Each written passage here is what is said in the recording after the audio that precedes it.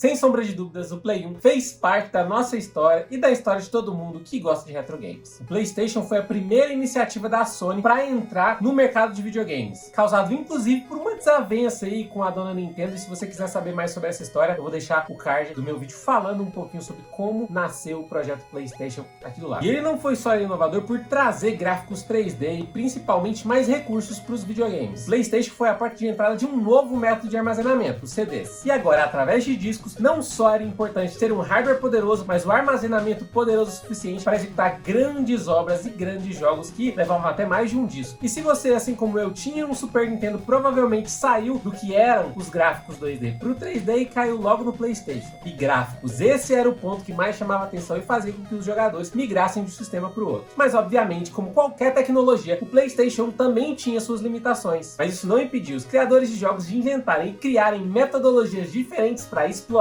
esse videogame. Então hoje eu quero apresentar para vocês 5 momentos memoráveis que mostraram quanto o PlayStation poderia ser utilizado de uma maneira criativa e colocaram ele à frente do seu tempo. Tudo isso, é claro, depois da vinheta.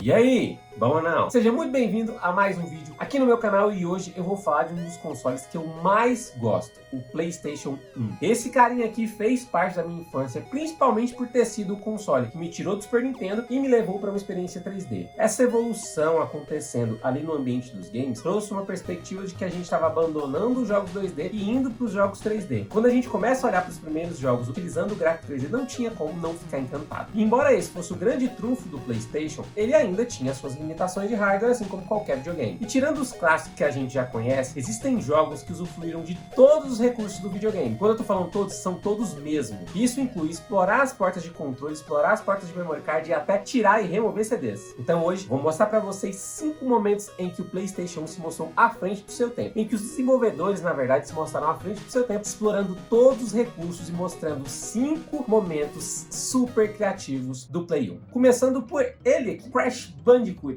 E vou colocar nessa mesma análise também Time Crisis. Tanto Crash quanto Time Crisis são jogos que tinham antecessores que compartilhavam com ele alguns aspectos. Time Crisis, um jogo de tiro que se assemelhava com o Duck Hunt lá do NES, e Crash Bandicoot, é claro, não tem como não comparar com os jogos de plataforma da época, e aí eu tô falando de Super Mario sim. Mesmo disputando espaço com esses caras, Crash Bandicoot, por exemplo, foi muito inovador ao trazer não só um personagem em 3D, mas desafios completamente diferentes daquilo que a gente via. Crash é um jogo muito desafiador, colocando algumas caixas em alguns lugares só simplesmente para te fazer cair. Enquanto em outras plataformas os itens estavam ali para te instigar a explorar e encontrar maneiras diferentes de passar aquela fase, no Crash elas só estavam ali para te prejudicar mesmo. Da mesma forma, Time Crisis pegou a forma que a gente já conhecia dos joguinhos de tiro lá do Duck Hunt e do NES e aplicou no PlayStation com gráficos 3D. Time Crisis ainda inovou colocando uma mecânica ali de agachamento, permitindo que a gente pudesse recarregar e logo em seguida retomar ali as balas com os nossos inimigos. O ponto é que essa já era uma mecânica conhecida e que foi renovada, ampliada e melhorada pelo PlayStation graças aos seus gráficos 3D. Então começamos leve.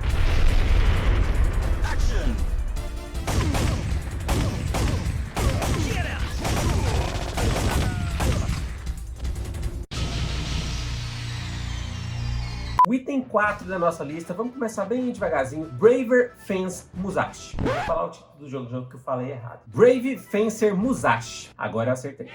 Esse jogo traz pro ambiente do PlayStation uma jogabilidade, um jeitinho de um outro jogo que a gente conhece bem. E eu tô falando de The Legend of Zelda. Brave Fencer pode ser considerado uma resposta da Square pro sucesso de The Legend of Zelda. Isso porque a Square também era uma empresa que produzia RPGs, né, jogos de RPG naquela época. E esse jogo inova, trazendo alguns mecanismos bem interessantes pro seu tempo. E esse eu vou ter que ler na lista porque eu não consegui gravar tudo. Sistema de dia e noite, NPCs com rotina diária, NPCs de shopping, esse daqui é mais tranquilo, vários jogos tinham isso. Árvore de upgrades e stats, daquele jeito que a gente gosta, bem completa, bem dinâmica. Sistema de fome e cansaço, tudo isso numa plataforma 3D e com uma mecânica que eu acho muito legal, a capacidade de capturar a habilidade dos inimigos. O nosso protagonista aqui usa 2 espadas e uma delas permite que ele rastreie, que ele identifique e capture qual é a habilidade daquele inimigo, podendo utilizar ela como magia posteriormente. E por ser um jogo extremamente criativo e colocar novas mecânicas, coisas bem complexas num sistema simples de RPG 3D, ele está aqui como top 4 momentos criativos do PlayStation.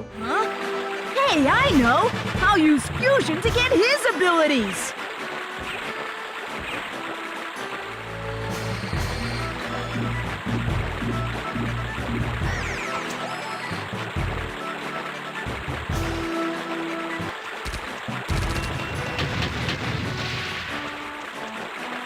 Agora a lista começa a esquentar. Como top 3 aqui da nossa lista, eu vou trazer ele, que é um dos jogos mais aclamados de terror.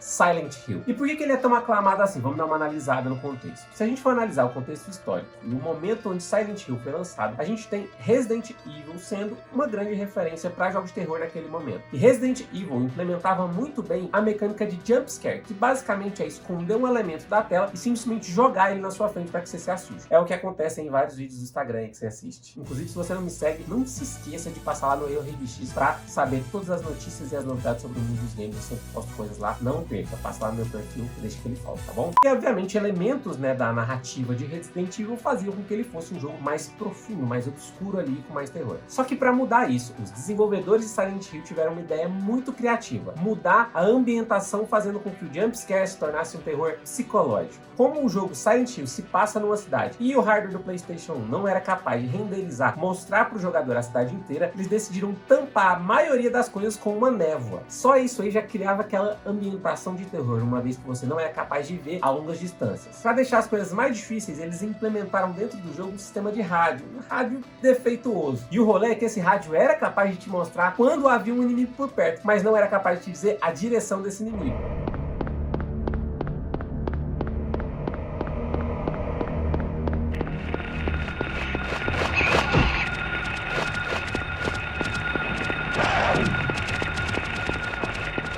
Sem saber direito o que esperar ao seu redor e sabendo que o inimigo estava ali, você criava uma ambientação, uma ideia de terror psicológico na cabeça do jogador que era completamente diferente do que a gente já tinha visto. E com a cidade ali, com as suas ruas intercambiáveis, às vezes dando em lugar nenhum, às vezes se misturando, o jogo ganhava uma ambientação ainda pior, porque você ficava de fato perdido. E aí sim se criava um ambiente de terror psicológico, que era o que Silent Hill queria entregar. E é por isso que até hoje esse jogo é muito aclamado, por ter criado essa nova maneira de explorar um hardware que era limitado.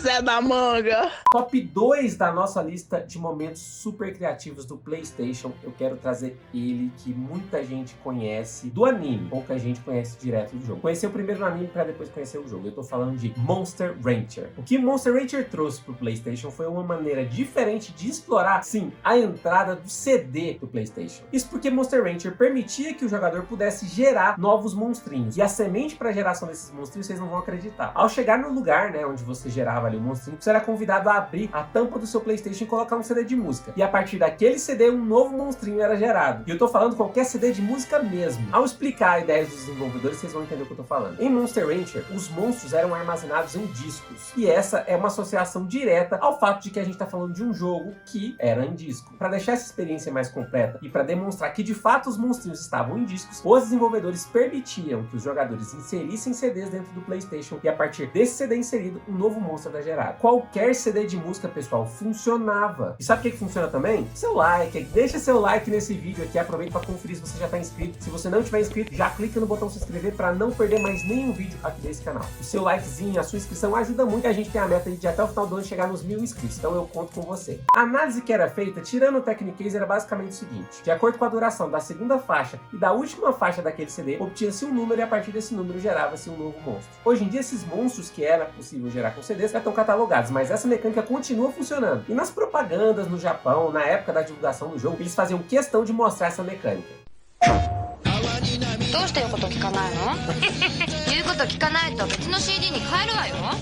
PlayStation 新ゲーム宣言。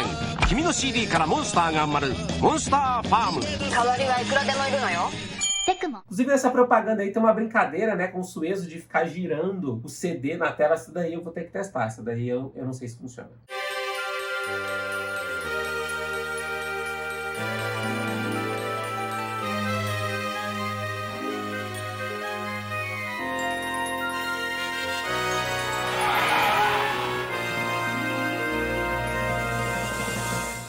Outros jogos como Backstreet Billiards e VB Ribbon também implementavam essa mesma mecânica, só de uma maneira diferente. Backstreet Billiards, por exemplo, você podia jogar sinuca, ele era um jogo de sinuca, só que ao inserir o CD, todo o jogo era carregado para a memória do PlayStation, permitindo que você colocasse o seu CD de música preferido ali e tocasse aquela música enquanto você estava jogando a sua sinuca.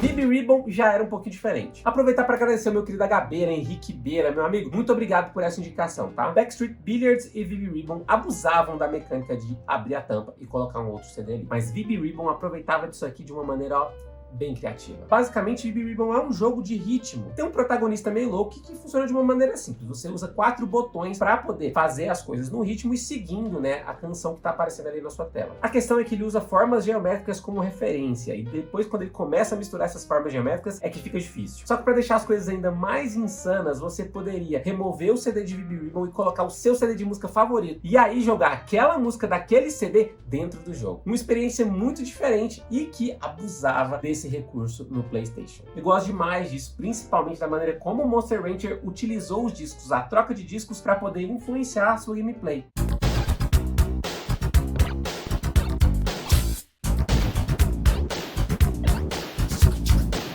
E em primeiríssimo lugar, esse jogo aqui é do mestre, né? Kojima assina o nosso top 1 momentos criativos do PlayStation. Eu tô falando de Metal Gear Solid.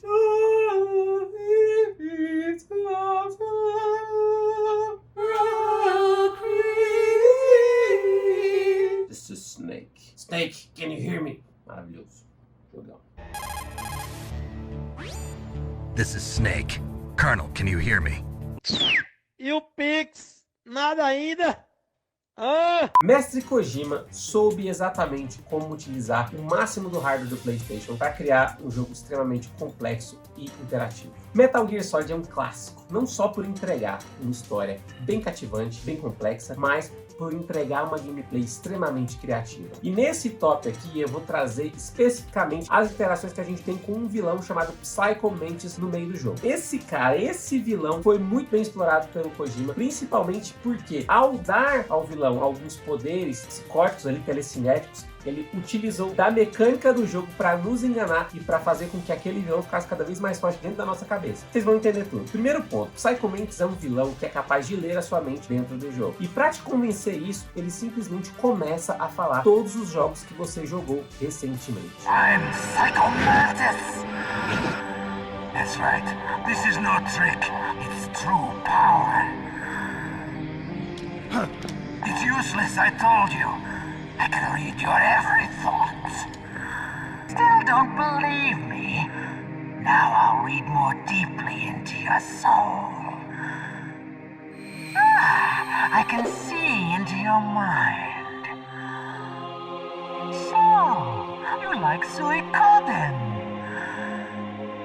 So, you like Azure Dreams? You like Castlevania, don't you? You enjoy role-playing games. I see that you enjoy Konami games. You have not said often. You are somewhat reckless. I can read you like an open book. Só que a brincadeira é bem mais simples do que se imagina. O que acontecia é que nesse momento o jogo lia o seu memory card para saber o nome dos últimos jogos que você havia jogado. E a partir disso, Psycho Mantis era capaz de identificar, de saber quais eram os últimos jogos que você tinha jogado. Mas não para por aí não. Para fazer as coisas ainda mais desafiadoras, para vencer Psycho Mantis, você era obrigado a trocar o seu controle do slot 1 para o slot 2. Desse modo, ele não era capaz de ler a sua mente. I've got it. Use the controller port. Plug your controller into controller port 2. If you do that, he won't be able to read your mind.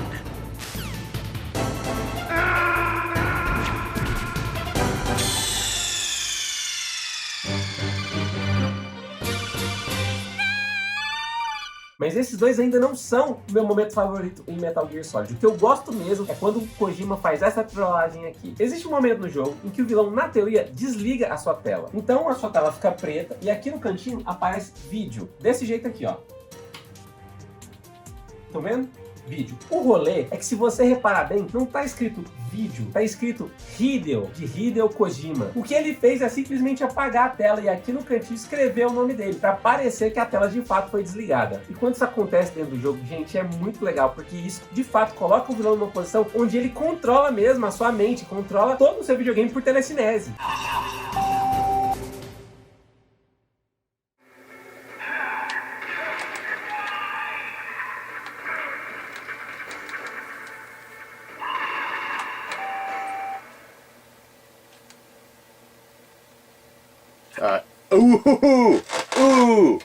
Look at that freaky shit.